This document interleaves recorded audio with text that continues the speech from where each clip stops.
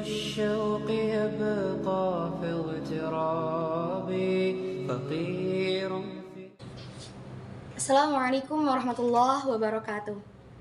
Bismillah, dengan menyebut nama Allah yang Maha Rahman lagi Maha Rahim, Zat yang memberikan nikmat tak terhingga pada jiwa dan ruh kita, sehingga hati ini masih tergerak untuk mengingatnya dan mengimaninya hingga detik ini.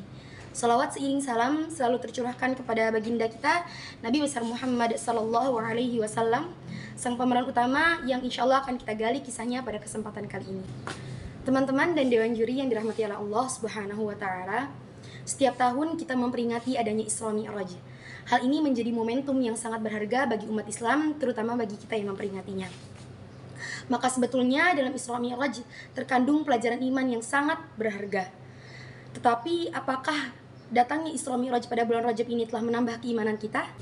Teman-teman dan dewan juri yang dirahmati oleh Allah, Allah Subhanahu wa taala memulai ayatnya tentang perjalanan Isra dan Mi'raj pada Quran surat Al-Isra ayat 1, yakni A'udzu billahi minasyaitonir rajim. Bismillahirrahmanirrahim.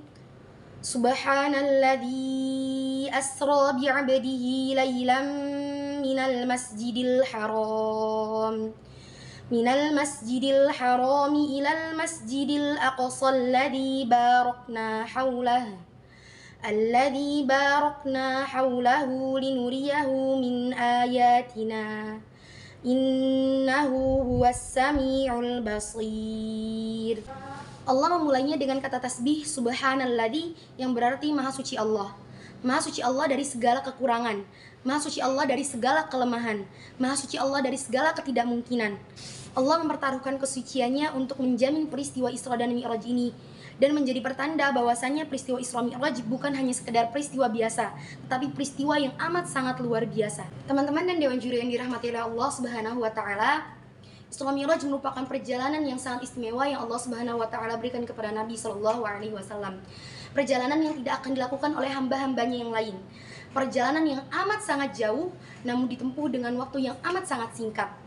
Begitu jauhnya hingga Nabi Shallallahu alaihi wasallam bisa menembus 3 alam sekaligus.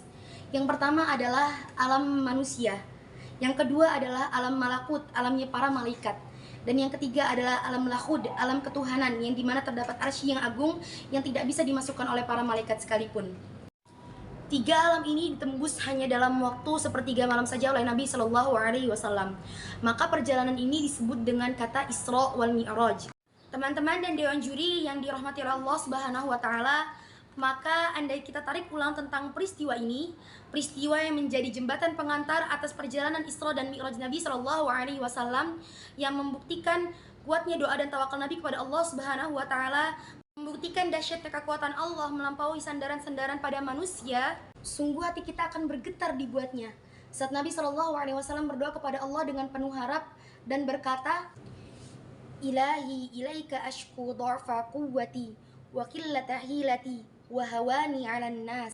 Ya Rabb, kepadamu aku mengadukan kelemahanku, kurangnya kesanggupanku dan kerendahan diriku berhadapan dengan manusia.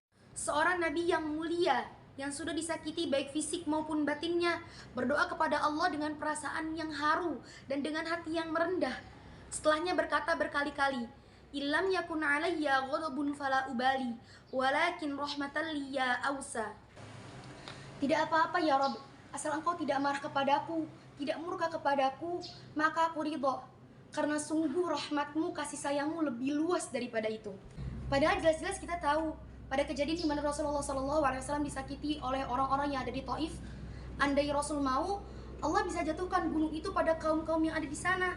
Allah bisa datangkan adab dengan mudah pada orang-orang yang sudah menyakiti Rasulnya. Tetapi Rasul tetaplah Rasul, seorang uswatun hasanah yang mengajarkan kepada kita tentang berharap kepada Allah dengan sesungguh-sungguhnya, berdoa dengan serendah-rendahnya, ridho terhadap takdirnya, dan bertawakal hanya kepadanya. Karena sungguh daya upaya dan kekuatan hanya milik Allah, dan kita manusia tidak ada apa-apanya. Teman-teman dan dewan juri yang dirahmati oleh Allah Subhanahu wa taala, semoga Allah memberikan kasih sayangnya kepada kita dan memberikan kita pemahaman agar kita bisa mengambil pelajaran dari sejarah yang mulia dan dari manusia yang juga mulia, yakni Rasulullah Sallallahu alaihi wasallam. Cukup sekian yang bisa saya sampaikan. Apabila ada kelebihan, itu semata-mata datangnya dari Allah Subhanahu wa taala, dan apabila ada kekurangan, itu datangnya dari saya sendiri dan juga syaitan. Kurang lebihnya mohon maaf. Wabillahi taufiq wal hidayah. Wassalamualaikum warahmatullahi wabarakatuh.